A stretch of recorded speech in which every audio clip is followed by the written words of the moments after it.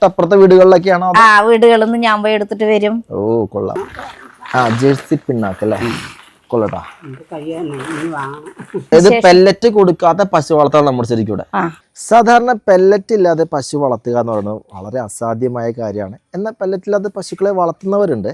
Pellet ഇല്ലാതെ പശുക്കളെ വളർത്തുമ്പോൾ സാധാരണ പാലുൽപാദനം കുറയും. എന്നാൽ പെല്ലറ്റ് കൊടുക്കാതെ എന്നാൽ പാലുൽപാദനം കുറയാതെ അങ്ങനെ പശു വളർത്തുന്ന ഒരു വീട്ടമ്മയെ നമ്മളിന്ന് കാണാൻ പോകുന്നത്. ഇപ്പോൾ ഞാൻ നിൽക്കുന്നത് പാലക്കാട് ജില്ലയിലാണ്. പാലക്കാട് ജില്ലയിൽ കുഴൽമന്നത്താട്ടോ. അപ്പോൾ എന്തായാലും ഈ വീട്ടമ്മയുടെ പ്രത്യേകത 3 പെൺമക്കളുണ്ട്. ഈ 3 പെൺമക്കളെയും ആദ്യത്തെ പെൺകുട്ടിയെ PhD വരെ പഠിപ്പിച്ചിട്ടുണ്ട്, രണ്ടാമത്തെ പെൺകുട്ടിയെ PG വരെ പഠിപ്പിച്ചിട്ടുണ്ട്, ഇപ്പോഴും മൂന്നാമത്തെ പെൺകുട്ടി ഇപ്പോഴും പഠിച്ചുകൊണ്ടിരിക്കുകയാണ്. അപ്പോൾ ഈ 3 പെൺമക്കളെയും പഠിപ്പിച്ചത് ഈ പശു വളർത്തിയിട്ടാണ്. പശു അല്ലാതെ മറ്റൊരു ജീവിതമാർഗ്ഗം അവർക്കില്ല. അപ്പോൾ എന്തായാലും നമ്മളിന്ന് കാണാൻ പോകുന്നത് ഒരു വീട്ടമ്മയുടെ അതിജീവനമാണ്. നമുക്ക് വീട്ടിലേക്ക് പോകാം. ചേച്ചിയുടെ പേരെന്താ ചേച്ചി? എൻ്റെ പേര് തങ്കമണി. ഈ സ്ഥലത്തിന്റെ പേര് പറയാമോ? പരച്ചിരങ്കാട്, കുഴൽമന്നം, പാലക്കാട്. കണ്ണനൂര് പോസ്റ്റ്. നമ്മൾ ഈ പശു വളർത്തൽ തുടങ്ങിയിട്ട് എത്ര നാളായി? 15 വർഷമായി. എന്തുകൊണ്ടാണ് ഈ പശു വളർത്തൽ ആരംഭിച്ചത്? ഈ പശു വളർത്തല് ഞങ്ങളൊരു ജീവിതമാർഗം കണ്ടതാണ് ഇതില്. ഓക്കെ.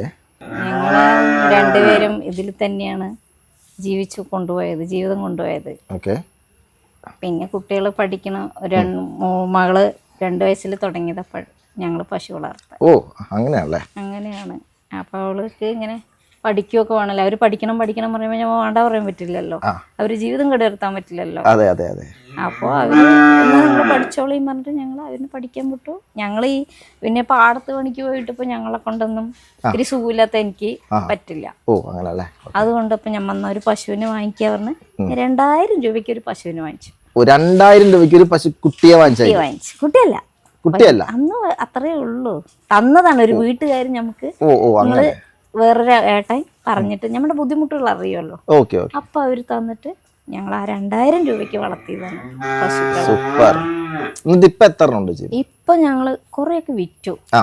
ഞങ്ങളെ കുട്ടികളെ പഠിപ്പിക്കാൻ വേണ്ടി ഓരോ കാര്യങ്ങൾക്ക് വേണ്ടിട്ട് ഓരോന്നൊക്കെ വിറ്റ് കൊറേ എണ്ണം 10-20 എണ്ണം ഒക്കെ ആയിട്ടുണ്ടാവും ശരിക്കും പറഞ്ഞ. എല്ലാരും പ്രസവിക്കും. പിന്നെ നമ്മുടെ പ്രസവിക്കണ ഞാൻ പുറത്തുനിന്ന് വാങ്ങാറില്ല. നമ്മുടെ പ്രസവിച്ച് തന്നെയാണ് ഞമ്മള് വളർത്താറുള്ളൂ. വളർത്തിയെടുക്കുകയാണ്. അത് എന്തുകൊണ്ട് നമ്മുടെ പെണ്ണ് തന്നെയാണ് പ്രസവിക്കുന്നത്, കുട്ടി തന്നെയാണ് ഉണ്ടാവണത്. ഇതെപ്പോഴാണ് ഇപ്പൊ ഒരു ആൺകുട്ടി വന്നത്. ഈ കാണുന്ന ആൺകുട്ടിയാ, പിന്നെ ഇത് പെൺകുട്ടി. ഈ കാണുന്ന ഒരു പെൺകുട്ടിയാണ്. എത്ര മാസം പ്രായമുണ്ട്? അതിനാ ഇപ്പൊ 1 വയസ്സാവണേ ഉള്ളൂ. ഇപ്പോഴത്തെ അവസ്ഥയിൽ എത്ര എണ്ണം ഉണ്ട് നമുക്ക് പശു? ഇപ്പൊ 5 എണ്ണം ഉണ്ടല്ലേ. 5 എണ്ണം ഉണ്ടല്ലേ? നമുക്ക് ഈ 5 എണ്ണത്തിൽ കറവ് എന്തോരം ഉണ്ട്? കറവ് ഇപ്പൊ ഞാൻ എത്ര പറയാ, ഒരു 10-15 ലിറ്റർ ഉള്ളു ഇപ്പൊ തൽക്കാലം. അത്രേ ഉള്ളൂ. 15 ലിറ്റർ നമ്മള് ഞാൻ വീടുകളിൽ വയ്യാത്തവർക്കും പിന്നെ ഇങ്ങനെ വീടുകളിൽ കുട്ടികൾക്ക് വേണം പറഞ്ഞവരുണ്ട്. കുട്ടികൾക്ക് അസ്വസ്ഥതയുള്ള കുട്ടികൾക്ക്, പിന്നെ വയസ്സായവർ വയ്യാണ്ട് കിടക്കുന്നില്ലേ, അവർക്ക് വേണം പറയുന്നുണ്ട്. മരുന്ന് കഴിക്കുമ്പോ കുറച്ച് കുടിക്കാനുള്ള. അപ്പൊ അതൊക്കെ അങ്ങനെ ഞാൻ വീടുകളിൽ കൊണ്ടു കൊടുക്കും. ചേട്ടനും വീടുകളിൽ കൊണ്ടു കൊടുക്കും. ഞങ്ങൾ അങ്ങനെയാണ്. ഈ കാണുന്ന തൊഴുത്ത് പണിതിട്ട് ഇപ്പൊ എത്ര നാളായി? ഇത് പണിതിട്ട് കുറച്ചായിട്ടുള്ളൂ. അത്ര ഒരു 7 വർഷമായിട്ടുള്ളൂ തന്നിട്ട്. അതുവരെ ഞങ്ങൾ ഈ ഇവിടെ ഒക്കെ തന്നെയാണ് കെട്ടിക്കൊണ്ടിരുന്നത്. സ്റ്റാർട്ടിങ് ശരിക്കും എങ്ങനെയായിരുന്നു ചേച്ചി? ഒരു തുടക്കം അതൊക്കെ എങ്ങനെയായിരുന്നു ഒന്ന് വിശദീകരിച്ച് പറയാം. അതന്നെ ഞാൻ പറഞ്ഞില്ലേ, 2000 രൂപയ്ക്ക് വാങ്ങി ഞങ്ങള് മണ്ണിൽ തന്നെ കെട്ടിക്കൊണ്ടിരുന്നത്. മണ്ണിൽ തന്നെയാണ്. അതില് പിന്നെ മുറി വന്നിട്ടും ഒക്കെ അങ്ങനെ അതൊക്കെ ഉണ്ടായിരുന്നു. പിന്നെ അങ്ങനെ എന്താ പറയാ, അതിന്ന് ഞങ്ങള് കറന്ന് കൊറേ പേർക്കൊക്കെ കൊണ്ട് കൊടുക്കും. കൊണ്ട് കൊടുത്ത് അപ്പോഴേക്കും അപ്പൊ പൈസ ചിലപ്പോ വാങ്ങും, ചിലപ്പോ അവരില്ല പറഞ്ഞാ മാസമായാലും മതി പറയും. അങ്ങനെയൊക്കെ ആയിട്ട് എന്താ പറയാ, അങ്ങനെയൊക്കെയാണ് നമ്മുടെ ജീവിതം കഴിഞ്ഞു പോയത്. മക്കളെ പഠിപ്പിക്കാനുള്ളത് ബുദ്ധിമുട്ടുകളൊക്കെ ആയിരുന്നു. ഇപ്പൊ മകള് പഠിക്കുന്നത് PhD ആണ്. ഞാൻ ഈ പണവും കൊണ്ട് തന്നെയാണ് മക്കളെ പഠിപ്പിച്ചത്. ഹോസ്റ്റൽ ബില്ല് അടച്ചതൊക്കെ പൈസ കൊണ്ടല്ല, അവര് ഹോസ്റ്റലിലല്ല, പിന്നെ എന്താ പറയാ ഗവൺമെന്റിന്റെയാണ്. ഗവൺമെന്റിന്റെയാണ്.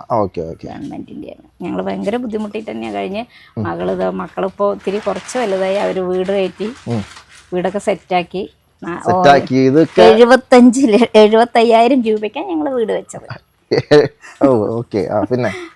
വാർപ്പ് ഞങ്ങൾ വെറുതെ ഒന്ന് വാർത്തിട്ടുള്ളൂ. ഈ കണ്ണ വീട് അല്ലേ? ഇതിപ്പോ മക്കളൊക്കെ സെറ്റാക്കി തന്നു. അവര് ഇത്തിരി ഇതായപ്പോ. ഈ കണ്ണ തൊഴുത്തിലൊന്ന് കേറാവോ? ഈ കണ്ണ തൊഴുത്തിൽ ശരിക്കും ഇപ്പൊ ഒരു 5 എണ്ണത്തെ അതിനെന്താ ഇങ്ങനെ അറകള് വെച്ചിരിക്കുന്നത്? 1 2 3 4 എണ്ണത്തിനുള്ള അറയുണ്ട് അപ്പുറത്ത്. അപ്പുറം അതൊന്ന് കേട്ടോ. അങ്ങനെ ശരി. പിന്നെ ഈ കുട്ടികളെ വളർത്തിയെടുക്കുമ്പോ ചേച്ചി ശരിക്കും എന്താ ചെയ്യണം ശരിക്കും? ഇത് ഞങ്ങൾ വെറുതെ ഇങ്ങനെ ഒന്നും ഞങ്ങൾ ചെയ്യാറില്ല. അത്രയ്ക്കുള്ള സെറ്റപ്പ് ഒന്നും ഞങ്ങളുടെ അടുത്ത് ഇല്ല. ഞങ്ങള് കഞ്ഞിവെള്ളം, ഞാൻ എല്ലാ സമയം 3 നേരം കഞ്ഞിവെള്ളം എടുത്തിട്ട് വരും. അല്ല, കുട്ടികളൊക്കെ വളർന്ന് വരണമെന്നുണ്ടെങ്കിൽ നല്ല രീതിയിൽ ഫുഡ് കൊടുക്കണം, അങ്ങനെ വല്ലതും? അങ്ങനെയൊന്നുമില്ല, അങ്ങനെയൊന്നുമില്ല. ഞാൻ അങ്ങനെ ചെയ്തിട്ടില്ല. ഞങ്ങള് ഈ കാണുന്ന പാടത്തൊക്കെ അങ്ങനെ തന്നെയാണ്. പിന്നെ കഞ്ഞിവെള്ളം കുട്ടികളെ കുറച്ചായാലേ പുറത്തു വിടാറുള്ളൂ, അതുവരെ വിടില്ല. ഈ കാണുന്ന കഞ്ഞിവെള്ളം എന്ന് പറയുന്നത് അപ്പുറത്തെ വീടുകളിലൊക്കെയാണോ? വീടുകളിൽ നിന്ന് ഞാൻ പോയി എടുത്തിട്ട് വരും. ഓ കൊള്ളാം. ഇതില് നിറച്ച് വെച്ച് ഇത് ഉച്ചക്കലേക്കുള്ള ഭക്ഷണം കൂടെ ഇല്ലേ ഇപ്പറയുണ്ടല്ലോ അല്ലെ? അങ്ങനെ കഞ്ഞിവെള്ളത്തിന് അങ്ങനെ വേറെ ഒന്നും ഇല്ല? ഇല്ല, ഇപ്പൊ ഇടില്ല. വൈകിട്ട് കൊടുക്കും. വൈകിട്ട് കൊടുത്തിട്ട് പിണ്ണാക്ക് കൊടുക്കും. ജേഴ്സി പിണ്ണാക്ക ഞങ്ങൾ കൊടുക്കാറുള്ളത്. ജേഴ്സി പിണ്ണാക്ക സംഭവം ഒന്ന് കാണിക്കാവോ? അത് കാണിച്ചു കൊടുക്കുന്നു. ജേഴ്സി പിണ്ണാക്ക് എന്ന് പറഞ്ഞു കഴിഞ്ഞാല്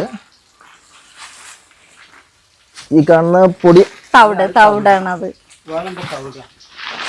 പിന്നുള്ളത് ജേഴ്സി പിണ്ണാക്ക് അല്ലേ? കൊള്ളട്ടാ.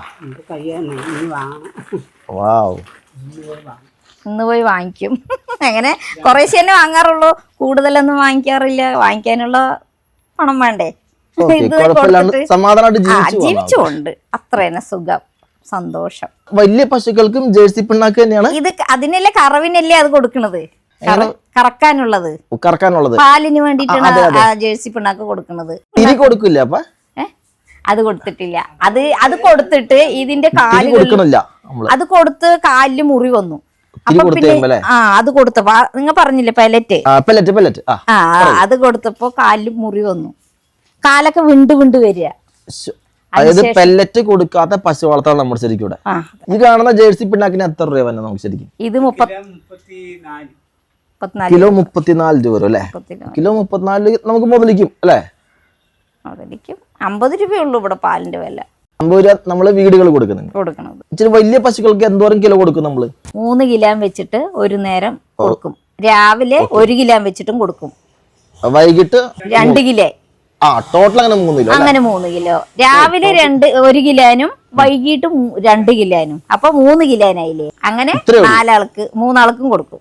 ഇത്രയും കൊടുക്കുന്നുള്ളൂ. അല്ലേത് ഇതന്നെ നമ്മൾക്ക് കൊടുത്തിട്ട് ഒരു വരുമാനവും ഇല്ല.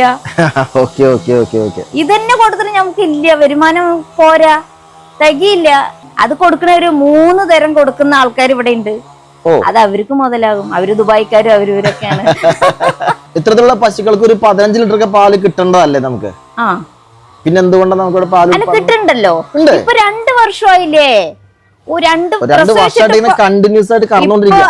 അതാണ് ഇപ്പൊ പ്രസവിച്ചിട്ട് ഇപ്പൊ 1 വയസ്സായി. ഇപ്പോഴും അതിന് ഇവളിനെ പ്രസവിച്ചിട്ട് ഇപ്പൊ 1 വർഷം ആവണേ ഉള്ളൂ. 8 മാസമായിട്ടുള്ളൂ. അപ്പൊ ഇവളുടെ അമ്മയ്ക്കുള്ള പാലുണ്ടല്ലോ, ഇപ്പോഴും ഉണ്ട്. അത്രത്തോളം തന്നെ ഉണ്ട്. 10 ലിറ്ററോളം. അടിപൊളിയാണല്ലോ. ഈ വെള്ളം തന്നെ ഞാൻ കൊടുക്കണേ, വേറെ ഒന്നും കൊടുക്കാൻ എന്റെ അടുത്ത് ഇല്ല. ഈ കാണുന്ന തീറ്റയും പിന്നെ ഇതും പിന്നെ ആണെന്നുണ്ടെങ്കിൽ ഈ വെള്ളവും. അതന്നെ സൂപ്പർ. ഞങ്ങൾ അത്രേ കൊടുക്കാറുള്ളൂ, അത്രേ ഞങ്ങളോട് സാധിക്കുള്ളൂ. അസുഖം വന്നു, ഈ മേലെ അങ്ങനെ പൊള്ളിയിട്ടുള്ള അസുഖം, അതായത് ചർമ്മമുഴ. അതന്നെ. അത് വന്നിട്ട് ഞങ്ങൾ ഒരുപാട് കുടുങ്ങി. ഒരു 10,000 രൂപയൊക്കെ ഒരു ഡോക്ടർക്ക് വന്ന 1000 രൂപയാവും. അയ്യോ എന്റെ അമ്മേ. 2 നേരം. എന്നിട്ട് അത് ഞങ്ങള് വേപ്പല അതും മഞ്ഞളും കൂടി അരച്ച് കുറച്ച് ഒരു 10,000 രൂപ വരെ അവന് അങ്ങോട്ട് വന്നു. മരുന്നും അതെല്ലാം കൂടി ഒരു 5 ദിവസത്തോളം അവര് വന്നു. 2 നേരം കുത്തിവെച്ചു. അങ്ങനെ ആ 10,000 രൂപയായി ഞങ്ങക്ക്. പിന്നെ ഞങ്ങക്ക് ഒരു അസുഖം ഞങ്ങളുടെ പാടുകൾക്ക് വന്നു. ഞങ്ങൾ പഴയ രീതി തന്നെ പോണം. പഴയ രീതിയിൽ വളർത്തുമ്പോൾ ഒരു ഗുണമായിട്ട് എന്താ തോന്നണം നമുക്ക്? നമ്മൾക്ക് ബുദ്ധിമുട്ടില്ലാതെ കഴിഞ്ഞു പോണ്ടല്ലോ. കൊറോണ വന്നപ്പോ കൊറോണ വീടുകൾക്കൊക്കെ ഞാൻ പാല് കൊണ്ടു കൊടുത്തു. പൈസയൊന്നും വാങ്ങിച്ചിട്ടില്ല. അങ്ങനെയാണോ? എന്തിനു നമ്മള് വാങ്ങിക്കാൻ പറ്റില്ല, അവർക്ക് പുറത്തു പോകാൻ പറ്റില്ല. ചുറ്റുഭാഗം ഉണ്ട്, അവരെങ്ങനെ പൈസ ഉണ്ടാവുക? അപ്പൊ ഞാൻ ഓരോ വീടുകളിലും കൊണ്ട് കൊടുത്തു. ഞാന് കൊറോണയൊന്നും നോക്കിയില്ല, അവർക്ക് പുറത്തു പോകാൻ പറ്റാത്തത് കൊണ്ട് ഞാൻ അതുകൊണ്ട് കൊടുത്തു. എന്നോട് പൈസ വാങ്ങിക്കാൻ പറ്റില്ലല്ലോ. ഞമ്മ ബുദ്ധിമുട്ടിയാലും കുഴപ്പമില്ല, ഞമ്മ കുറച്ചല്ലേ ബുദ്ധിമുട്ടുള്ളൂ. അതുകൊണ്ട് ഞമ്മക്ക് ഇപ്പൊ ബുദ്ധിമുട്ടില്ലല്ലോ. ഈ കാണുന്ന തൊഴുത്ത് പണിതിട്ട് എത്ര രൂപ? അവര് പഞ്ചായത്തിൽ നിന്ന് 80 പറഞ്ഞത്. 80. പക്ഷെ ഈ കല്ല് തരുന്ന ആളെന്ത് ചെയ്തെന്നറിയോ? അയാള് 10 രൂപ ഇട്ടിട്ട് ഞങ്ങൾക്ക് പഞ്ചായത്തിലേക്ക് തന്നു. 15 രൂപന്റെ കല്ല് പറഞ്ഞിട്ട് 10 രൂപ ഇട്ടിട്ട് തന്നു. പറഞ്ഞ അയാൾ തന്നതല്ല, അയാൾ കുറച്ചു. അയാൾക്ക് എന്തൊക്കെയോ CD എന്തൊക്കെ ഇട്ടേണ്ട വരും പറഞ്ഞിട്ട് അങ്ങനെ GSTന്റെ ബില്ലാണ് ഞങ്ങക്ക് തരിക. സാധാരണക്കാരടുത്തൊക്കെ വാങ്ങിക്കുമ്പോ നമ്മൾ അതനുസരിച്ച് അതുകൊണ്ട് എന്തായി, കല്ലിന് ഇത്രയല്ലേ വിലയുള്ളൂ പറഞ്ഞിട്ട് അവര് 40 തന്നു. ബാക്കി കുട്ടികൾ 1 ലക്ഷമായി ഇതിന് കെട്ടാൻ. 1 ലക്ഷം രൂപയല്ലേ? 1 ലക്ഷം റുപ്യ ഇത് കെട്ടാൻ. 1 ലക്ഷം രൂപ ഈ കാണുന്ന തൊഴുത്ത് പണിയാനായിട്ട് നമുക്ക് ജീവിക്കണ്ടേ അല്ലേ? ജീവിക്കണ്ടേ, അതുകളുടെ കാലില് മുറി വരാതിരിക്കണ്ടേ? അതെ അതെ അതെ. അപ്പൊ നമ്മളല്ലേ അതിന്റെ സേഫ്റ്റി നോക്കേണ്ടത്. അപ്പൊ അതുകൊണ്ട് അതിന് ഞങ്ങള് കുട്ടികളെ തന്നു, ഞങ്ങള് കെട്ടി. സാധാരണ പശുക്കൾക്ക് അകിട് വീക്കം വരുമ്പോ ചങ്ങലവള്ളി പറഞ്ഞിട്ടൊരു സാധനമുണ്ട്, ഒരു വള്ളി പോലത്തെയാണ് അതിങ്ങനെ ഒരു വള്ളി പോലെ. ആ വള്ളി അരച്ചിട്ട് അതും കൂട്ടിയിട്ട് ഞമ്മ പശുവിന്റെ അകിട്ടിലേക്ക് തേച്ച് വിടുക. അത് മാത്രം തന്നെ തേക്കുള്ളൂ. അത് നല്ല തണുപ്പാണ് ആ സാധനം. ഒരു വള്ളി ഉണ്ട് അതിന്റെ, നമ്മുടെ സാധാ വേലികളിലൊക്കെ വള്ളിയാണ്. അതങ്ങനെ അതും കൊണ്ട് അതിന്റെ അകട്ടി തേക്കും. പിന്നെ വെള്ളം വേറെ തന്നെ, വെള്ളം എറിയും. അല്ലാണ്ട് ആശുപത്രി പോയിട്ട് മരുന്നൊന്നും വാങ്ങിച്ചിട്ട് വരിക അങ്ങനെയൊന്നും ചെയ്യില്ല. മുറി വരുമ്പോ ഞങ്ങൾ പൊടി വാങ്ങിച്ചിട്ട് ഇത്തിരി ഇട്ട് കൊടുക്കും. അല്ലെങ്കിൽ ആശുപത്രി ഇവിടെ മെഡിക്കൽ ഷോപ്പിൽ നിന്ന് ഒരു പൊടിയുണ്ട്, ആ പൊടി ഇങ്ങനെ അതിലേക്ക് ഇട്ട് കൊടുക്കും. പിന്നെ ദൈവം സഹായിച്ച് ഞങ്ങൾക്ക് ഇതുവരെ ഒന്നും ഞങ്ങള് സാധാ ഒരു പശു വളർത്തലാണ്. ഇപ്പോഴത്തെ അവസ്ഥയിൽ ഒരു വീട്ടമ്മ എന്ന നിലയ്ക്ക് പശു വളർത്തിയിട്ട് ശരിക്കും ലാഭമല്ലേ? എനിക്ക് ലാഭമാണ്. പക്ഷെ എല്ലാം കൊടുക്കുകയാണെങ്കിൽ നമുക്ക് ഒരു ലാഭവും ഇല്ല. നമ്മൾ ഇത്തിരി അധ്വാനിക്കണം. അതാ പശുവിനെ കൊണ്ടിപ്പോ വിടാൻ പോണു, ഞാൻ അപ്പോഴേക്കും ഇവിടത്തെ വെള്ളങ്ങൾ എടുക്കണു, സെറ്റാക്കി വെക്കണു, അത്ര തന്നെ. അപ്പൊ പിന്നെ നമുക്ക് അധികം പിണ്ണാക്ക് കൊടുക്കണ്ടല്ലോ. അല്ലാണ്ട് ഞമ്മ വെറുതെ ഇരുന്നിട്ട് അതിന് മാത്രം പിണ്ണാക്ക് തവിട് കൊടുക്കാൻ നമുക്കൊന്നും ഇല്ല, അതിലൊന്നും ഇല്ല. കൊടുക്കുന്നോണ്ട് നമുക്ക് ഇങ്ങനെ പിടിച്ചു നിൽക്കാം. ഞങ്ങൾക്ക് ഇഷ്ടമാണ് വളർത്താൻ. ഇത് അവിടെ കൊണ്ട് കുറച്ച് മേയ്ക്കും. ഇതുകൾക്ക് ചിലപ്പോ എല്ലാറ്റിനെയും വിടാൻ പറ്റില്ലല്ലോ, പഞ്ചയല്ലേ. പഞ്ച വെട്ടിക്കഴിഞ്ഞാ പിന്നെ എല്ലാറ്റിനെയും കൊണ്ട് മേയ്ക്കാം. പഞ്ചാന്ന് പറഞ്ഞാൽ കൃഷി ഇട്ട് കഴിഞ്ഞാൽ പിന്നെ പുറത്തു കൊണ്ടുപോകാൻ പറ്റില്ലല്ലോ, അവർ ചീത്ത പറയില്ലേ. അപ്പൊ അതിന് കുറച്ച് അരിയൊക്കെ ചെയ്ത് അങ്ങനെ ഇപ്പൊ പ്രസവിച്ചതുകൊണ്ട് വിടാണ്ടിരിക്കുകയാണ്. ശരിക്കും ഇപ്പോഴത്തെ അവസ്ഥയിൽ പശു മാത്രം നമ്മുടെ വരുമാനം, അത്രേ ഉള്ളൂ. അതന്നെ വരുമാനമുള്ളൂ, അല്ലാതെ ഒരു വരുമാനവും ഇല്ല. കുട്ടികളൊക്കെ അത് പഠിക്കാണ്, വേറെ വരുമാനവും ഇല്ല. അവരൊക്കെ പഠിച്ച് ഇത്രയൊക്കെ ആക്കിയിട്ടുണ്ട്.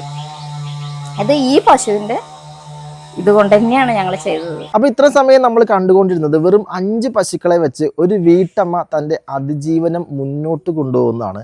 വളരെ അടിപൊളിയായിട്ട് പശു വളർത്തുന്ന ഒരു വീട്ടമ്മയാണ്. നമ്മൾ ഇത്തരത്തിലുള്ള വീഡിയോ ഒക്കെ കാണുമ്പോഴാണ് നമുക്കും പശു വളർത്തലിലേക്ക് ഇറങ്ങാനുള്ള ഒരു വലിയൊരു പ്രചോദനം ഉണ്ടാവുക. അപ്പോൾ ഇന്നത്തെ വീഡിയോ ഇഷ്ടപ്പെട്ടു എന്ന് വിശ്വസിക്കുന്നു. പരമാവധി മറ്റുള്ളവരിലേക്ക് ഒന്ന് എത്തിക്കാൻ ശ്രമിക്കുക. പിന്നെ അത് മാത്രമല്ല, ഇപ്പോൾ യൂട്യൂബിലാണെങ്കിൽ പുതിയൊരു ഓപ്ഷൻ വന്നിട്ടുണ്ട്, ഹൈപ്പ് പോയിന്റ് കൊടുക്കുക എന്നുള്ളത്. ഈ ഹൈപ്പ് പോയിന്റ് കൊടുത്താലാണ് ഈ വീഡിയോ പരമാവധി കയറിപ്പോവുള്ളൂ. അതുകൊണ്ട് നിങ്ങളെക്കൊണ്ട് കഴിയാവുന്ന രീതിയിൽ ഹൈപ്പ് പോയിന്റ് ഒന്ന് കൊടുക്കുക. നമ്മുടെ വീഡിയോ സപ്പോർട്ട് ചെയ്യുക, നമ്മുടെ ചാനൽ സപ്പോർട്ട് ചെയ്യുക. അപ്പോൾ അടുത്ത വീഡിയോ കാണാം. അതുവരെ നമസ്കാരം.